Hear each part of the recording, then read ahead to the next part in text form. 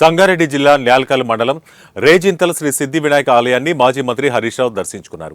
Zaheerabad MLA మాణికరావుతో కలిసి సిద్ధి వినాయకుడికి పుష్పార్చన మంగళహారతి సమర్పించారు. శ్రీ సిద్ధి వినాయకుడు దినదినాభివృద్ధి చెందుతూ తన ఆకారాన్ని పెంచుకుంటూ నచ్చిన భక్తుల కోరికలు నెరవేరుస్తున్నారని అన్నారు. ప్రతి సంవత్సరం తాను ఆలయాన్ని దర్శించుకుంటారని తెలిపారు.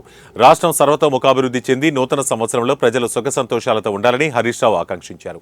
మాజీ ముఖ్యమంత్రి కేసీఆర్ హయాంలో శ్రీ సిద్ధి వినాయక ఆలయాన్ని అభివృద్ధి చేశామని గుర్తు చేశారు.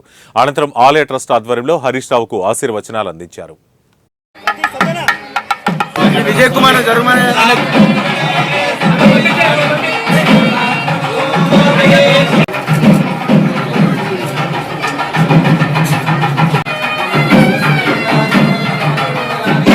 జహీరాబాద్ నియోజకవర్గం రేచింతల్లో స్వయంభూ సిద్ధి వినాయక 225వ జయంతి ఉత్సవాల్లో పాల్గొనడం జరిగింది.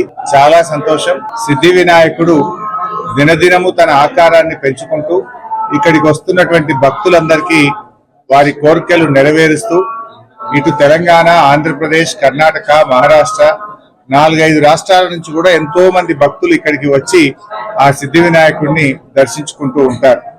ముఖ్యంగా ఈ సిద్ధి వినాయకుడి ఆలయాన్ని గతంలో కేసీఆర్ గారి ఆశీస్సులతో ఈ దేవాలయాన్ని ఎంతగానో అభివృద్ధి చేయడం జరిగింది. ప్రతి సంవత్సరం కూడా ఈ జయంతి ఉత్సవాలు అత్యంత అద్భుతంగా ఇక్కడ జరుపుకోవడం జరుగుతుంది. సో ఈ రోజు కూడా పుష్పార్చన కార్యక్రమంలో ఆ సిద్ధి వినాయకుడి సేవలో మేమందరం కూడా